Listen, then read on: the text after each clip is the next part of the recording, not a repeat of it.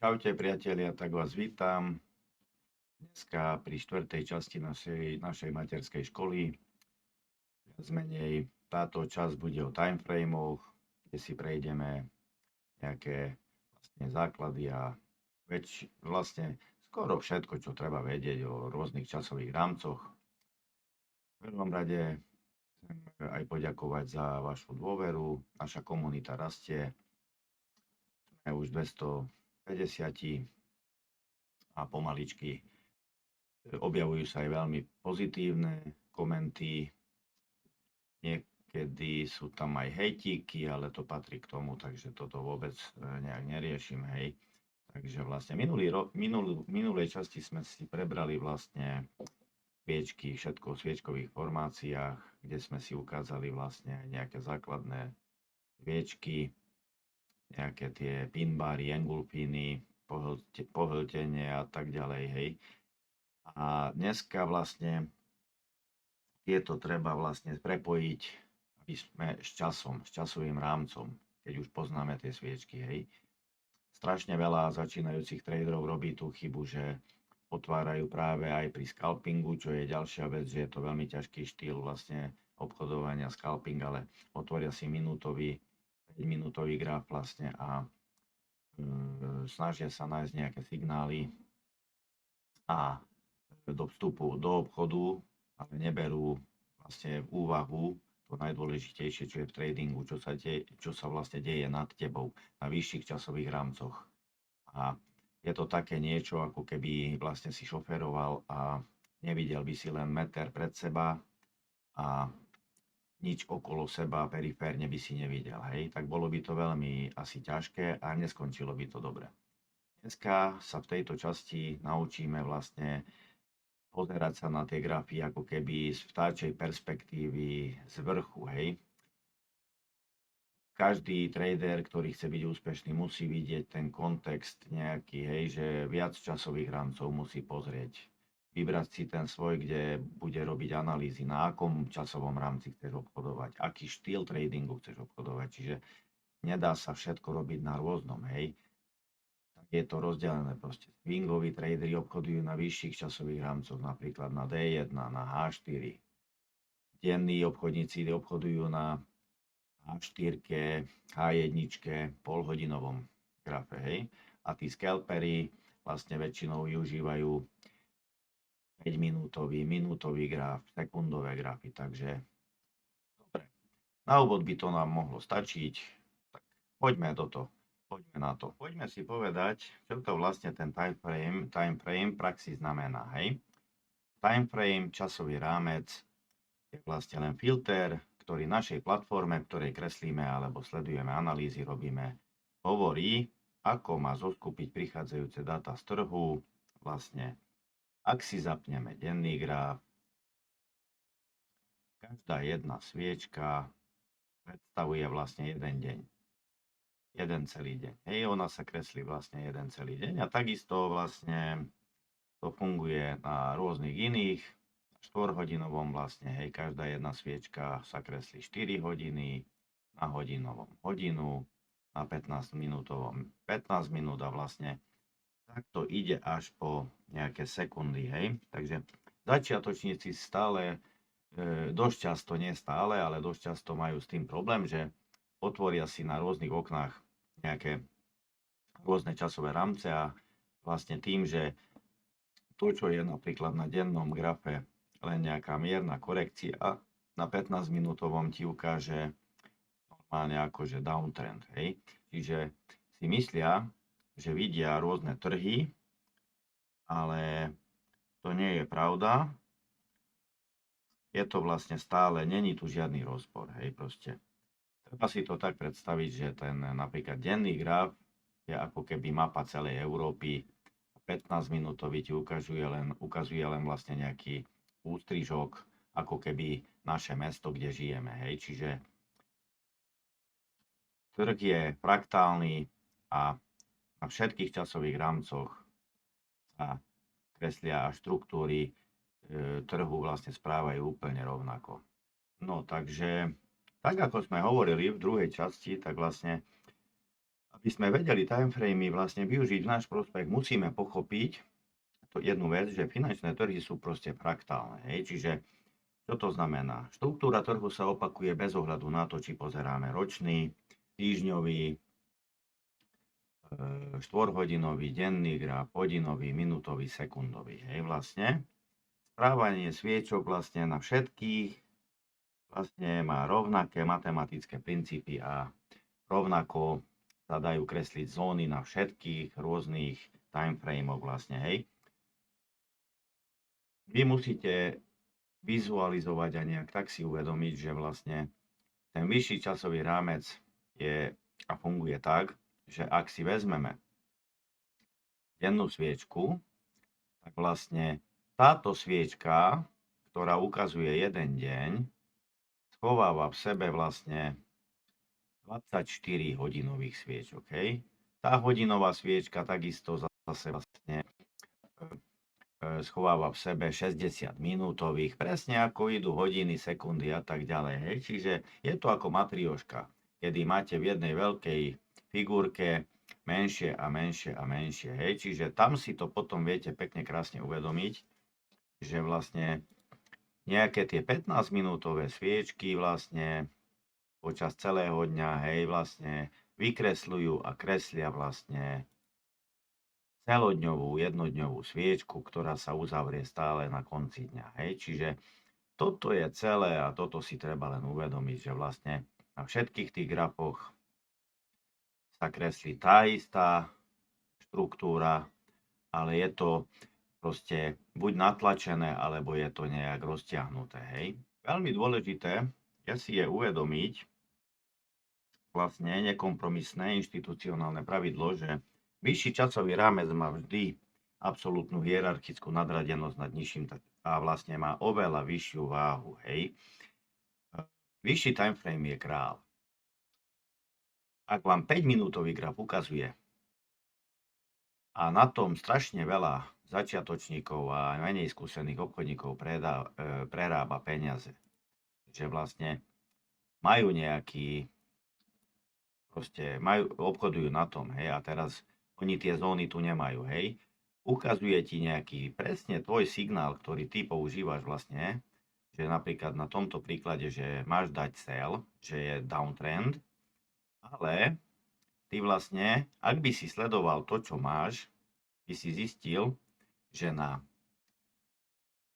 H1, na vyššom časovom rámci, klesla do demand zóny cena, kde je veľmi veľký predpoklad, že sa otočí a pôjde cena hore, oproti tebe. Takže toto sa volá top-down analýza a veľmi, veľmi je dôležité to robiť, že začať analýzu na vyšších časových rámcoch a potom exekujete na tom vašom, ktorý si konkrétne vyberiete. Hej? Čiže takže 15-minútový graf, ten trader by dával tu na obchod a aj tak by ho to vyhodilo, lebo sa trh mení hore, hej? Pretože na H1 je uptrend. A to, že jemu 15-minútový graf niekde ukazuje downtrend, hej, je menej, pretože 15-minútový graf je podriadený hodinovému grafu, hodinový graf je podriadený štvorhodinovému a tak to ide stále, hej, pretože treba si uvedomiť, že tie sviečky napríklad na hodinovom sú 100-násobne silnejšie, je tam oveľa viac objednávok, kým sa kreslí tá štruktúra na hodinovom alebo na štvorhodinovom ako na 15-minútovom. Tam je potom strašne veľa aj šumu, všelijaké rôzne len nejaké myty, hociaká nejaká správička alebo nejaká vec vie ohromne točiť na tých 15-minútových maličkých timeframeov, 5-minútových, minútových, robí šialené pohyby, hej. Takisto nejaké tie správy, hej. Tie urobia obrovský prepad na tých 15-hodinových, ale napríklad na týždňovom grafe to ani nezbadaš. Hej. Tam vidno, že akú to má silu. Takže k tomu proste len toľko, že netreba hľadať, proste treba sa držať pravidlá, ktorého sa ja držím stále, že trend is your friend, nikdy nepôjdem do protitrendu, hej. Ja obchodujem tak, že ja mám svoje, ako viete z mojich videí na H1, ako teraz vidíš, kreslím zóny svoje, demandy, order bloky, môže to niekto kresliť, supporty, rezistencie, jedno s druhým. Ale tu mám jasný trend. Uptrend na H1, tým pádom ja nebudem na tomto inštrumente obchodovať oproti. Lenže to mi nestačí. Ešte si to ja overujem na weekly, kde každá sviečka má týždeň, vykresľuje a vidíte, že to je vlastne, toto je tu od 26, sme tu prešli, hej, pol roka. Takže to je obrovská sila. A keď tu mi sedí môj trend, že je aj tu na uptrend, vtedy idem na H1 do obchodu. Hej, do uptrendu. Ak mi ukazuje graf napríklad na weekly downtrend, to by znamenalo, že ja chcem ísť do protismeru vyššieho rámca, ktorý je nadradený a taký obchod nerobím. Musíš hľadať vo svojich ďalších inštrumentoch, preto aj ja osobne mám 11 inštrumentov a stále sa niekde nájdú proste obchody, kde sa to zosúladí, berem do úvahy aj COT reporty a všelijaké iné veci, ale stále sa snažím proste obchodovať s trendom. Je to proste zlaté pravidlo, že trend je tvoj priateľ. Takže poďme na to. Ako vlastne tento koncept tej top-down analýzy napríklad premeniť vlastne na reálny zisk v našom obchodnom systéme? Tak, môžeme si ukázať vlastne takú tú ukážku tej top-down analýzy. Nikdy nezačíname od malého grafu, ale práve naopak. Hej? Takže exaktný postup náš vlastne budem ukazovať stále môj systém. Stále preferujem, stále bez indikátorov, pure price action, mám to všade. Mám to aj vo svojom profile. Nepotrebujeme na Forex mať žiadne opoždené indikátory, ktoré ukazujú minulosť. Volume som tiež vysvetľoval, že na decentralizovanom Forexe nedáva zmysel. COT reporty, top-down analýza, rozumieť štruktúre trhu, market structure a musí ti to stačiť na ziskové obchodovanie. Aj tak 80% rozhoduje tvoja hlava, ty neposúvaš stop loss, nevyberáš predčasne akože zo strachu zisky a tieto veci a trpezlivosť. Ak nemám 3-4 dní, žiadny setup, týždeň, neidem ani do jedného obchodu. Trading není o tom, že musím mať každý deň jeden obchod alebo dva obchody, hej? Nie. Vtedy mám obchod, kedy mi sedí všetko dokopy a mám komplet potvrdené všetky moje podmienky na to, aby som do obchodu išiel. Čiže poďme si na to pozrieť. Ja mám vlastne vykreslené na hodinovom grafe, tu vidíš moje zóny. Je tu jasný uptrend, proste vidíš, že je tu high, vyšší high, hej? Vyšší high, tým pádom sú vyššie sú aj high-lowy. Hej, to budeme preberať v celej vlastne jednej časti, to už bude exekúcia od septembra, vlastne toto už budeme riešiť tieto veci, market structure, ale proste je to jasné daný uptrend. Kreslím si podľa určitých kritérií svoje demand zóny. Hoci kde by bola cena, toto už je všetko vlastne drahá cena na nákup a do celu neideme, pretože je to proti trendu. Počkáme si, kým príde cena. Odtiaľ tu vyšiel impuls nejaký hore, ktorý prekonal vlastne tento high. Pre mňa to bola strong zóna, nakreslil som zónu. Tu sú nejaké inštitucionálne objednávky. A vidíme, že veľmi nešla hore cena. Ja som to bral tak, že proste sa neaktivovali vlastne všetky a že v tejto zóne, keď sa cena vráti, toto sa volá mitigácia. Je to panenská zóna, kde sa prvýkrát až tu dotkne. Hej. Každý ďalší dotyk, ak by prišlo zase, to už je mitigovaná zóna a v našom systéme má menšiu úspešnosť a menšiu váhu, pretože už tu sa aktivovala možno polovica, možno tretina, možno časť objednávok a preto je už druhýkrát pri druhom dotyku slabšia. Ale teraz poďme riešiť tieto veci, že čakám, kým sa vráti cena. Toto mám práve, čo som vám vysvetľoval, že ja si nastavím alert a keď sa cena dostane tu do tejto zóny modrej, vtedy mi to pipne a sledujem z tých 11 inštrumentov, dajme tomu denne 2-3, lebo ostatné sú mimo. Hej? Takže netreba sedieť na grafe, jak som hovoril, maximálne hodinu denne. Príde mi cena tu, ak je v zóne, okamžite prepínam na 15-minútový graf a už vlastne tam riešim vstup. Na 15-minútovom grafe vlastne toto je to isté, hej. Vidíme, že tu vlastne tá cena klesla, hej, do tej zóny a tu sme vlastne čakali na niečo, hej. A to niečo je pre mňa zmena štruktúry vlastne zmena vlastne sviečky na 15-minútovým do nášho smeru. No a toto, ako sa ti stane, tak tu vlastne nastavuješ podľa toho indikátora, hej. 2:1 ideme obchod a stop loss vlastne nastavujem stále skoro na spodok zóny. Tu sa čo stalo? Tu sa stalo to, že vidíš, cena klesala do zóny, tu odmietli vlastne predajcovia už, vlastne nákupcovia, hej, akože nedovolili nižšie klesnúť cene a prevzali iniciatívu a urobili vlastne to, čo sme preberali v minulej časti, kladivo. Hej, čiže dole cenu odmietli, aj keď ešte zavrela táto sviečka ako medvedia, ale už to naznačovalo, že prevládajú nákupcovia a hneď vedľa vlastne sa zavrela tá vedľajšia už bičia, hej. A v tomto momente som naskočil do obchodu, nastavíš si stop loss, nastavíš si take profit a už ďalej neriešiš. Nechal som to pracovať. Obchod trval viac ako 24 hodín, ale ten obchod vlastne končil, keď si pozrieš, to som dával minulý týždeň, vlastne ako ukážku, tu sme zarobili 1000. Tu. A ako vidíš, tá zóna bola strašne silná, pretože tu by sme mohli kľudne urobiť ešte ďalší obchod. Mohli sme nechať ten obchod a mohli sme chytiť nie 2:1, ale možno 3-4:1, ale ja nie som chamtivý.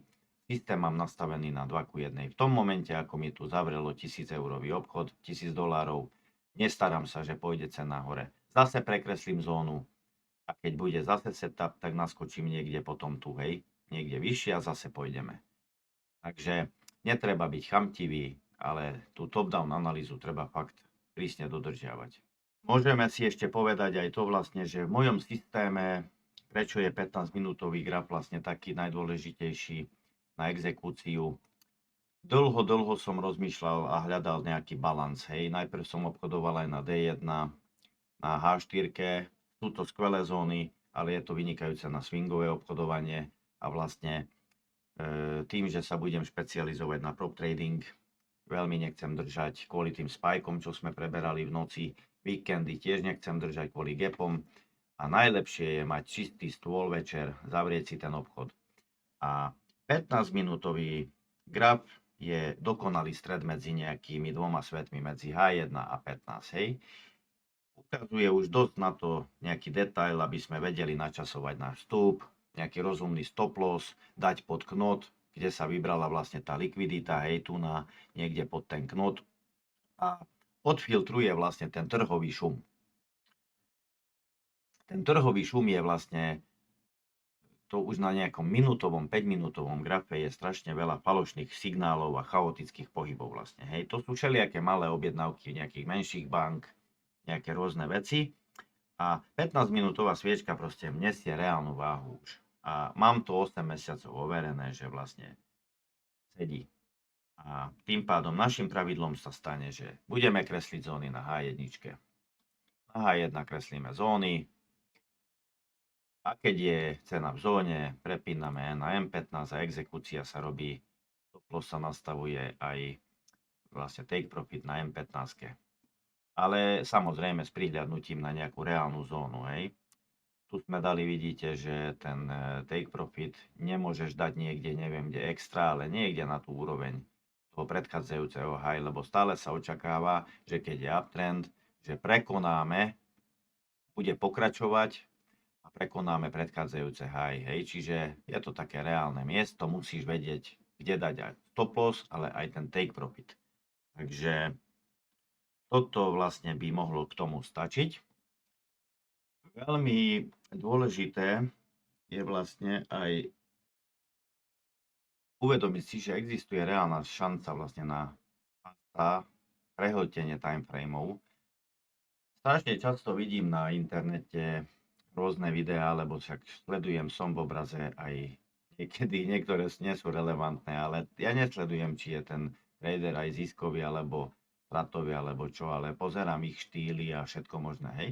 A strašne často vidím, že majú 2 monitory, 3 monitory, na každom monitore majú otvorený M1, M5, M30, M15, H1, H4, hej, že proste sú zahltení tými timeframami a no je to úplne normálne, že im musí vrieť z toho hlava, hej, proste nevedia, mieša sa im to, robí sa im chaos proste a nevedia absolútne, čo majú robiť, pretože M15 ti ukazuje, že predávaj, H1 ukazuje nakupuj, ale už napríklad H4 ukazuje zase predávaj, hej, preto netreba riešiť, treba si vybrať tie svoje.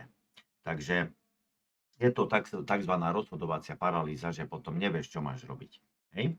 Takže v našom systéme striktne dodržujeme 2 časové timeframey, proste áno. Ja už v leveli 2 pridávam vyššie veci, ale tie budeme preberať až v strednej škole, po tejto škole, keď skončíme, ktorú potom spustím. A proste na analýzu máme H1. Není zle, keď si už teraz prepneš napríklad vyšší rámec a pozrieš si, ako vyzerá tam graf, keď sa už naučíme kresliť štruktúru, hej. Ale H1 je pre nás kreslenie štruktúry zón, 15-minútový graf bude pre nás exekučný. Tam budeme hľadať zmenu, kedy nastáva ten čas, že zatvára sviečka v našom smere a začína sa to obracať z korekcie do nášho smeru. Čiže pridáš veľmi veľa premenných, proste psychika ti to neunesie a držíme náš systém čistý. A je to vlastne primitívne jednoduché, hej.